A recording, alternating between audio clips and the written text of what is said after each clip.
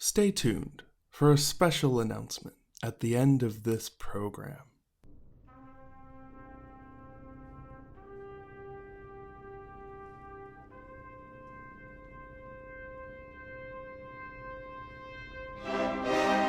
Welcome to Accession. Today, we're on the moon. Acquire the necessary components for a spacecraft, as well as a Saturn V rocket, and head down to Kennedy Space Center in Cape Canaveral, Florida. You're also going to want some friends who know a thing or two about physics, but those can usually be found at your local community college. Then, get the rocket going up to 17,500 miles per hour to escape the Earth's gravitational pull and get into orbit. Once you've taken a few spins around the globe, and your physics friends say that you're good to go, ignite your thrusters and head towards the moon and get into its orbit. Once there, take a shuttle down to the moon's surface and try to head for the ocean of storms. Make your way to the southeast portion of the ocean and find the Intrepid lunar module from the Apollo 12 mission. And it's here that we will find our museum. Probably. Today, we're looking at all of the pieces in the Moon Museum. Accession year 1969, numbers 1 through 6. Now, you're probably wondering why I brought you here, or how I got here myself, or how a museum got up here. Honestly, at this point, you're probably pretty confused.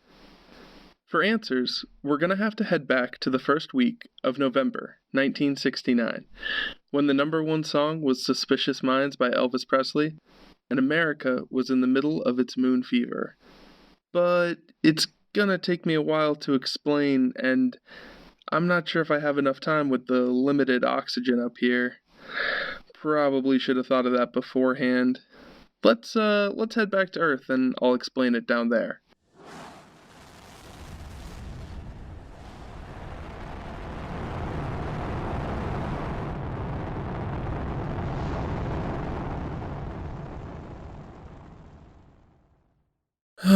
Oh, much better. Now, in 1969, the world of art was weird, in the best way possible.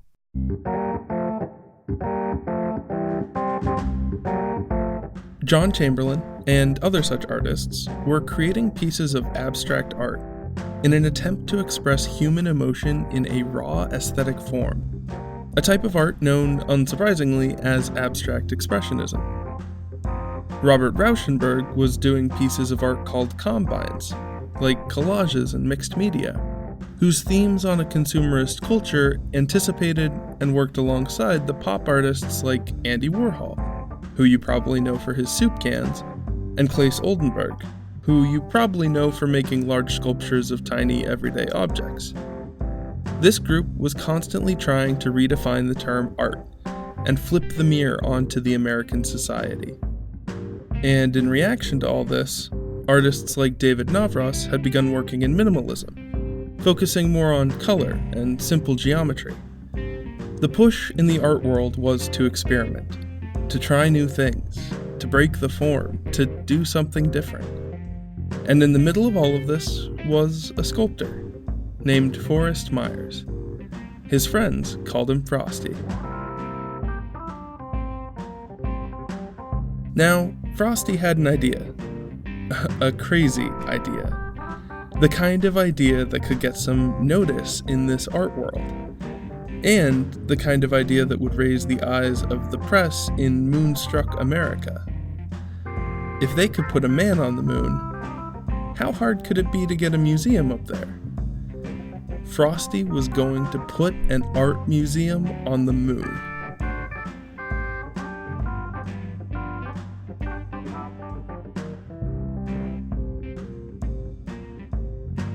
Frosty reached out to the organization EAT, which stands for Experiments in Arts and Technology. The group was founded by two engineers, Billy Kluver and Fred Waldhauer from Bell Telephone Labs, and two artists, the aforementioned Robert Rauschenberg and Robert Whitman, who was a good friend and often collaborator with the also aforementioned Claes Oldenburg. They had worked together previously in 1966 to put on a series of theater events that incorporated arts and emerging technologies, and decided that they wanted to build a platform from which other artists could benefit from similar collaborations with engineers in the Bell Labs team. Thus, in 1967, the EAT was formed. And in 1969, Frosty reached out to them with his idea for a moon museum.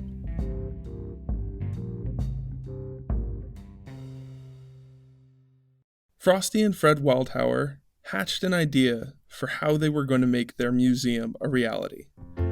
Use the same technology that allowed scientists at Bell to design the circuit boards and phones, and etch the sketches the artists had made into a tiny ceramic wafer, 1/2 inch by 3/4 of an inch wide. So Frosty collected up sketches from 5 other artists and himself, and about 16 of these ceramic wafers were made, one to go to the moon, and the rest to go to the artists and engineers involved. That's how nowadays you could go see a copy of the Moon Museum in the MoMA, but it's not the real deal. Making these was easy enough.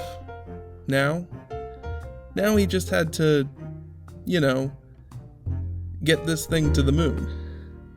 And as it turns out, there was one thing, or rather one entity, that stood in between this museum and its final destination. NASA, or as you probably know it, NASA.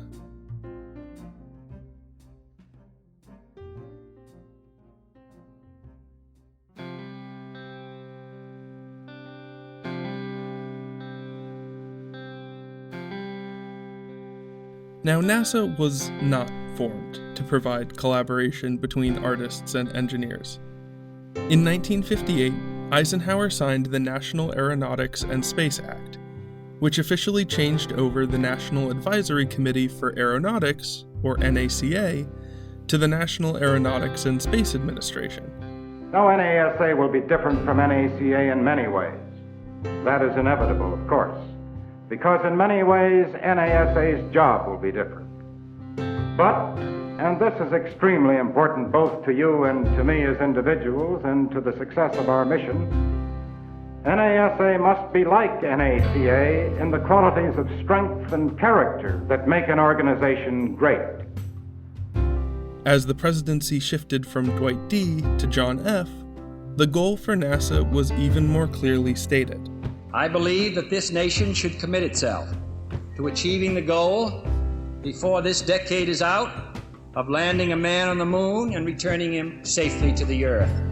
We choose to go to the moon in this decade and do the other things, not because they are easy, but because they are hard. Because that goal will serve to organize and measure the best of our energies and skills. Because that challenge is one that we're willing to accept, one we are unwilling to postpone, and one we intend to win, and the others too. Finally, after Lyndon B's presidency and during the presidency of Richard M., just before the end of the aforementioned decade, the Apollo 11 mission was carried out, and man was successfully sent to the moon and returned safely. 2, 1, 0, all engine running. Liftoff. We have a liftoff. 32 minutes past the hour. Liftoff on Apollo 11. Tower cleared. We got a roll program. I'm going to step off the limb now. That's one small step for man, one giant leap for mankind.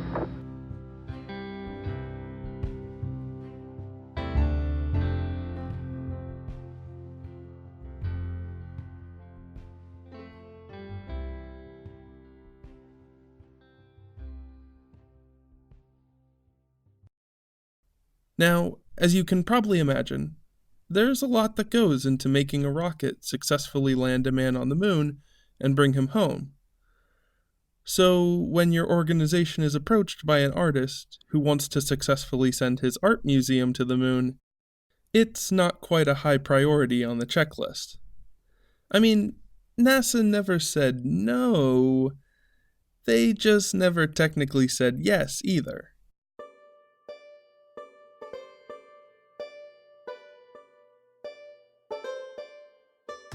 But it's that same long checklist of things required to go to the moon that would ultimately end up helping out Frosty and Waldhauer. You see, most people think of NASA like a company, like SpaceX, with the goal of doing space-related science and putting people in space. But really, NASA is a government agency, responsible for coordinating government contracts, and bringing together companies to help the American mission of space exploration as a whole move forward. So NASA was hiring manufacturers and laboratories all across the US and organizing their efforts to pull off the Apollo missions. And at one such manufacturer's, Grumman Aircraft, which was working on the landing module for Apollo 12, Waldhauer had a friend, an engineer, who was willing to help. This engineer agreed to hide the museum beneath the layers of gold foil on the part of the module that stayed on the moon. For confirmation that the deed was done, the engineer told Frosty and Waldhauer that he would send a telegram. So on November 12, 1969, at precisely 3:35 p.m., less than 2 days before the launch, Frosty received a telegram from Cape Canaveral, Florida. It read, "You're on. A-OK. All systems go. John F." And on November 14th, at 4:22, Apollo 12 took off, carrying astronauts Charles Conrad Jr., Richard Gordon Jr., and Alan Bean on their mission to the moon. Now, despite being struck by lightning twice on takeoff, it wasn't the first Apollo mission to send a man to the moon, and it didn't involve the sort of catastrophe that Ron Howard would deem fit for a movie, so it remained the relatively obscure, less interesting middle space mission of this trilogy. But, of course, that kind of makes it the hipster darling of Apollo missions. It also has the best Apollo mission logo, hands down, but that's a story for another time. Frosty revealed the existence of his project to the New York Times, and they published an article about it with a photograph on November 22nd, 2 days after the crew had landed on the moon, but 2 days before they were scheduled to return to Earth. And now I think you know why we went to the moon in the first place. So let's head back up there.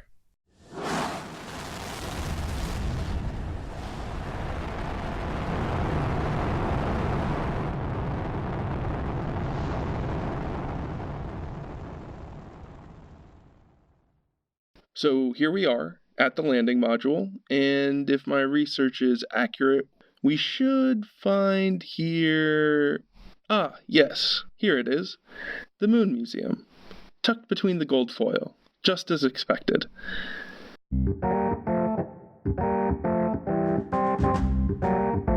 Now here, in the bottom left, that's the piece that Frosty made.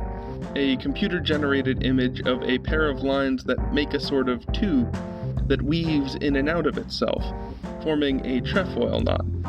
In math, we call it a 3-sub-1 knot, for being the only prime knot with 3 crossings, but you don't need to know all that. Frosty called the piece Interconnection. Next, in the bottom middle, is the piece by Claes Oldenburg, who drew a sort of geometric variation on Mickey Mouse, a signature sketch of his and a popular motif in his art. The 2 pieces on the right side, by John Chamberlain and David Navras as you go around, are very simple designs, inspired by circuitry. Ironically, John Chamberlain's simple lines that form a perfectly symmetrical geometric shape are fairly reminiscent of Navras's minimalism. And Navras's black square, with a few lines semi-randomly etched into it, is probably about as close to Chamberlain's abstract expressionism as could possibly be achieved in this small format. Now, in the top center of the wafer, our penultimate piece in the museum, it's just a straight line, drawn by Robert Rauschenberg. Just a single straight line, nothing more. Artists in the 60s, I swear. But if that doesn't make you want to roll your eyes, it's time for the final stop on our tour. It was drawn by none other than Andy Warhol, and it's a very creative stylization of his initials, with the W split down the middle and an A pointing the other way, joining the two halves. In this way, Warhol made his initials look like a rocket ship. A rocket ship and nothing else. Definitely doesn't look like anything else. Nothing at all. Come on, Warhol. I'm trying to make a family show here.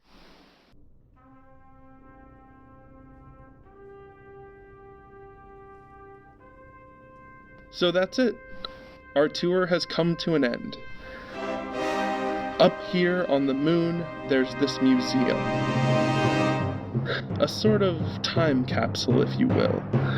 An intersection of America's obsession with the moon, the art world's obsession with the novel and the bizarre, and the amazing creations that can come about when art and technology work together.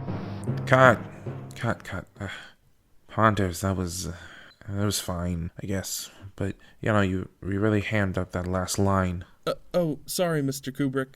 I'm sorry. Remember, we're trying to get them to think that you're actually on the moon. Yeah.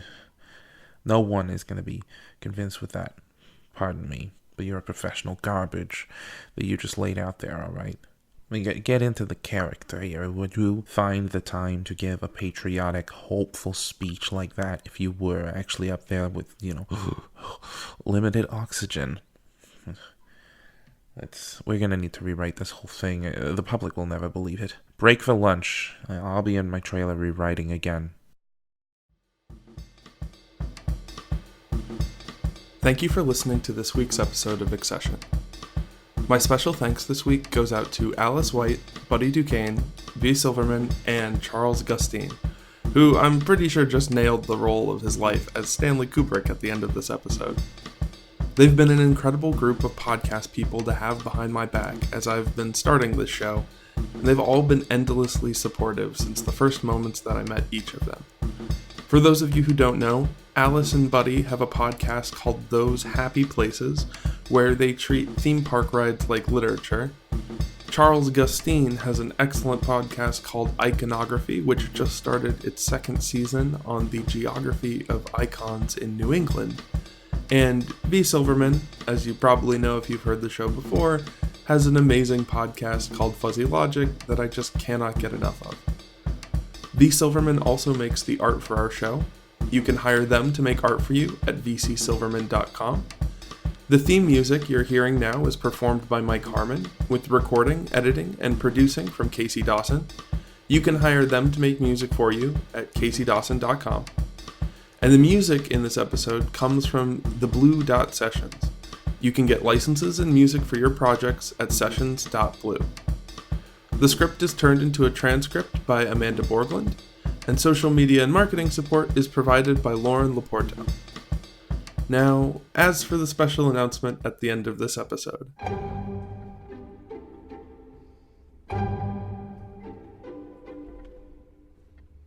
I am launching a Patreon. Get it? Launching? Moon Museum? I'll let that one sink in a minute. For those of you who don't know, Patreon is a model of patronage, sort of like in the Renaissance, where individuals can help support artists by pledging a monthly payment to them. But of course, patronage comes with its perks. When you become a patron of Accession, you'll have the opportunity for exclusive behind-the-scenes content, like pages from my note and sketchbooks, previews of the episodes before they come out, additional bits of audio every month, and even a chance at a postcard from one of my many museum adventures, right in your mailbox. And people who are patrons will get developing perks as more of them come out, like digital rewards or physical rewards or things like that as the show keeps going on. Even just $1 a month, about 25 cents a show, would help tremendously. You can check it all out over at patreon.com/accessionfm.